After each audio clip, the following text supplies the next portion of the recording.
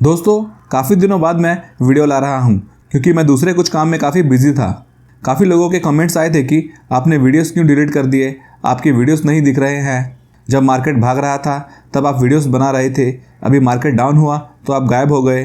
तो ऐसा कुछ नहीं है दोस्तों, यूट्यूब ने मेरे काफ़ी सारे वीडियोस ब्लॉक कर दिए हैं। इनफैक्ट बहुत से चैनल्स के काफ़ी वीडियोस ब्लॉक हुए हैं। अभी ये सब क्यों हो रहा है ये समझ में नहीं आ रहा है। अगर आप लोग मेरे चैनल को काफ़ी टाइम से फॉलो कर रहे हो तो आप लोगों को पता होगा कि मैंने हमेशा स्ट्रॉन्ग और हाई क्वालिटी कंपनीज़ के ऊपर ही वीडियोस बनाए हैं। लो क्वालिटी और पैनी स्टॉक्स मैं ज़्यादातर डिस्कस नहीं करता था। फिर भी पता नहीं यूट्यूब ने हमारी वीडियोस क्यों ब्लॉक कर दी। अभी स्टॉक मार्केट में काफ़ी फ्रॉड भी देखने को मिल जाता है। लोग अपने कोर्सेस बेचने में लगे हुए हैं, कोई व्हाट्सअप और टेलीग्राम ग्रुप में टिप प्रोवाइड करते हैं और भी काफ़ी कुछ स्टॉक मार्केट में हमें सुनने को मिल जाता है, जिसके द्वारा रिटेल इन्वेस्टर का काफ़ी नुकसान भी हो जाता है। तो मे बी इसी कारण गवर्नमेंट ने ये कदम उठाया होगा। बट इसमें हमारे जैसे लोग जो जेन्युइन कंटेंट क्रिएट करते हैं वो लोग भी फंस जाते हैं। तो लेट्स सी आगे क्या सॉल्यूशन निकलता है। तो दोस्तों, लास्ट सेशन में निफ्टी में हमें 0.91% की तेज़ी देखने को मिली थी और 25 और 26 तारीख को एफआईएस की मार्केट में अच्छी बाइंग हुई थी। लेकिन लास्ट सेशन में उन्होंने 4,383 करोड़ की सेलिंग की है और 28 नवंबर को तो उन्होंने 11,756 करोड़ का माल बेचा था। अभी मार्केट किस डायरेक्शन में जाएगा, ऊपर जाएगा या फिर और नीचे गिरेगा, इसका प्रिडिक्शन करना मुश्किल है। ये ओवरऑल ग्लोबल मार्केट और न्यूज़ पर डिपेंड करता है और एफआईएस और डीएस की एक्टिविटी पर भी डिपेंड करता है। तो दोस्तों, इस वीडियो में कुछ कंपनीज़ को डिस्कस करने वाला हूँ जो अभी भी काफ़ी अच्छी करेक्शन पर अवेलेबल है। बट याद रहे कि ये video just for information purpose के लिए ही बनाया है, कोई रिकमेंडेशन नहीं है। फर्स्ट कंपनी की बात करें तो इसका नाम है IRFC, Indian railway finance corporation limited. इसका प्राइस अभी 149 पर ट्रेड कर रहा है, जिसमें 29 तारीख को 2.60% की गिरावट हमें देखने को मिली थी। स्टॉक का 52 वीक हाई है 229 का और 52 वीक हाई से ये स्टॉक अभी 31% करेक्ट हो गया है। दोस्तों, इस कंपनी की Q2 की sales year on year 6,761 crore से इंक्रीज होकर 6,900 करोड़ की हुई थी, जो कि 2% का ही जंप है। और नेट प्रॉफिट में ईयर ऑन ईयर 4% की तेज़ी देखने को मिली है। 1,545 करोड़ से प्रॉफिट 1,613 करोड़ के प्रॉफिट हुए हैं। अभी हर क्वार्टर नंबर इंक्रीज ही होंगे ऐसा नहीं होता है, कुछ क्वार्टर में नंबर थोड़े वीक भी देखने को मिल जाते हैं। अगली कंपनी है NHPC लिमिटेड। इसका प्राइस अभी 81.70 पर ट्रेड कर रहा है, जिसमें 2.17% की गिरावट हमें देखने को मिली थी। स्टॉक का 52 वीक हाई है 118.40 का और वहाँ से ये स्टॉक अभी 29% करेक्ट हो गया है। इस कंपनी के भी नंबर कुछ खास नहीं देखने को मिले थे।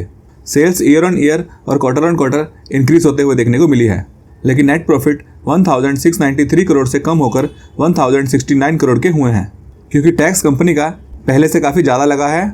इंटरेस्ट भी बढ़ते हुए देखने को मिला है और operating profit margin year on year और क्वार्टरली बेसिस पर 60% से 59% का हुआ है। इसी कारण कंपनी के नंबर कम देखने को मिले हैं। अगली कंपनी है चोलामंडलम इन्वेस्टमेंट। इसका प्राइस अभी 1,235 पर ट्रेड कर रहा है, जिसमें 29 तारीख को 2.63% की गिरावट देखने को मिली थी। स्टॉक का 52 वीक हाई है 1,652 का और उस लेवल से ये स्टॉक 23% करेक्ट हो गया है। दोस्तों, ये कंपनी अच्छी है और इसका बिजनेस मॉडल भी काफ़ी अच्छा है और इसके Q2 के नंबर भी अच्छे ही देखने को मिले थे। सेल्स ईयर ऑन ईयर 35% के साथ में इंक्रीज हुई थी। वहीं पर नेट प्रॉफिट 773 करोड़ से बढ़कर 968 करोड़ के हुए थे। 25% का जंप नेट प्रॉफिट में देखने को मिला था और EBITDA में भी 35% का जंप और EPS में 23% का जंप हुआ है। और इसमें पिछले 2 सालों से एफआईएस कंटिन्यूस अपना स्टेक बढ़ा रहे हैं। मार्च 2022 में उनकी होल्डिंग्स इसमें 17.61% की थी, जो कि अभी 27.17% की देखने को मिलती है। नेक्स्ट कंपनी है सोनाटा सॉफ्टवेयर लिमिटेड। इसका प्राइस अभी 626 पर देखने को मिलेगा, जिसमें फ्राइडे के दिन 1.46% की गिरावट हुई थी। दोस्तों, ये स्टॉक भी काफ़ी करेक्ट हो चुका है। 870 का इसने 52 वीक हाई बनाया था और आप देख सकते हो कि उस लेवल से ये स्टॉक 27% करेक्ट हो चुका है। इस कंपनी के Q2 के नंबर थोड़े वीक देखने को मिले थे। Last year net profit 124 crore के थे, जो इस बार 106 करोड़ के हुए हैं, जबकि sales year on year increase होते हुए देखने को मिली है। ऑपरेटिंग प्रॉफिट मार्जिन इनके 10% से कम होकर 8% के हुए हैं। इसके चलते नंबर में कमी आई है, बट प्रीवियस क्वार्टर से मार्जिन इनके अच्छे हुए हैं, जो कि पॉजिटिव पॉइंट है। उसके अलावा इस कंपनी में DIS दिसंबर 2022 के बाद में कंटिन्यूस अपनी होल्डिंग्स इंक्रीज कर रहे हैं।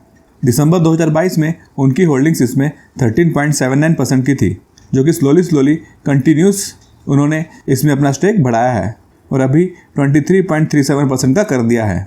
तो इससे समझ में आता है कि DIS इस कंपनी को लेकर काफ़ी ज़्यादा पॉजिटिव है। और इस कंपनी में एक न्यूज़ भी सामने आई थी कि this company bagged a $multi-million modernisation deal in Australia from a global leader in access solutions. और इस न्यूज़ के कारण स्टॉक में 3.4% का जंप हुआ था। अगली कंपनी है कोचिन शिपयार्ड लिमिटेड। स्टॉक का प्राइस अभी 1577 पर ट्रेड कर रहा है, जिसमें 0.14% की गिरावट हुई थी। स्टॉक में भी दोस्तों काफ़ी ज़्यादा करेक्शन देखने को मिल चुकी है। जुलाई 2024 में अपना 52 वीक हाई बनाने के बाद में ये स्टॉक अभी 42% तक करेक्ट हो गया है और पिछले कुछ सेशन से इसमें अच्छी तेज़ी हुई है। 5 दिनों में 17.84% की तेज़ी इसमें दिख रही है। दोस्तों इस कंपनी का बिजनेस बहुत ही स्ट्रॉन्ग है, जो कि शिप बिल्डिंग और शिप रिपेयर का देखने को मिलेगा। और सितंबर 2024 में इस कंपनी में न्यूज़ भी सामने आई थी कि this company has orders for 65 vessels, जिसकी वैल्यू अराउंड 22,000 करोड़ की है। नेक्स्ट कंपनी है JB chemicals and pharmaceuticals limited. इसका प्राइस 1734 पर ट्रेड कर रहा है, जिसमें 0.47% की तेज़ी देखने को मिली थी। इसका 52 वीक हाई है 2030 का और वहाँ से ये स्टॉक अभी 12% नीचे ट्रेड कर रहा है। इस कंपनी की सेल्स ईयर ऑन ईयर 13% के साथ में इंक्रीज हुई है। 882 करोड़ से 1001 करोड़ की देखने को मिली है और नेट प्रॉफिट में 16% का जंप हुआ है ईयर ऑन ईयर बेसिस पर। 151 करोड़ से नेट प्रॉफिट 175 करोड़ के हुए हैं। अगली कंपनी है ओलेक्ट्रा ग्रीन टेक लिमिटेड। इसका प्राइस 1592 पर ट्रेड कर रहा है, जिसमें पिछले 5 दिनों में 10% से ज़्यादा तेज़ी हो चुकी है और अभी भी हाई से ये स्टॉक 25% नीचे ट्रेड कर रहा है। दोस्तों इस कंपनी का बिजनेस बहुत ही ग्रोइंग सेक्टर से है, जो कि ये कंपनी इलेक्ट्रिक बसेस के सेगमेंट में काम करती है और इस कंपनी के पास में 10,969 इलेक्ट्रिक बसेस का ऑर्डर है एज ऑफ मार्च 31, 2024। उसके अलावा दोस्तों इस कंपनी के रिजल्ट भी काफ़ी शानदार निकल कर आए थे। आप देख सकते हो कि सेल्स ईयर ऑन ईयर 70% के साथ में इंक्रीज हुई थी और नेट प्रॉफिट में ईयर ऑन ईयर 163% का जंप हुआ था। नेक्स्ट कंपनी है मैक्रोटेक डेवलपर्स लिमिटेड। स्टॉक का प्राइस अभी 1246 पर ट्रेड कर रहा है, जिसमें 29 तारीख को 2.11% की गिरावट हुई थी और अभी ये स्टॉक अपने 52 वीक हाई से अराउंड 21% नीचे ट्रेड कर रहा है। इस कंपनी के अगर Q2 के रिजल्ट की बात करें तो काफ़ी अच्छे नंबर इस कंपनी ने पोस्ट किए थे। Sales year on year 1750 crore से बढ़कर 2626 करोड़ की हुई थी, जो कि 50% का जंप है। वहीं पर नेट प्रॉफिट 203 करोड़ से बढ़कर 423 करोड़ के हुए थे। 109% का जंप नेट प्रॉफिट में हुआ था। तो काफ़ी पॉजिटिव नंबर इस कंपनी ने पोस्ट किए हैं। उसके अलावा इस कंपनी के अगर इन्वेस्टमेंट प्लान्स की बात करें तो इस कंपनी के MD and CEO mister Abhishek Lodha ji announced that the company will invest over ₹5,000 crore in construction projects in the fiscal year 2025, जो एक अच्छी न्यूज़ है इस कंपनी के लिए। तो दोस्तों ये थी कुछ कंपनीज जिसको आज हमने डिस्कस किया है।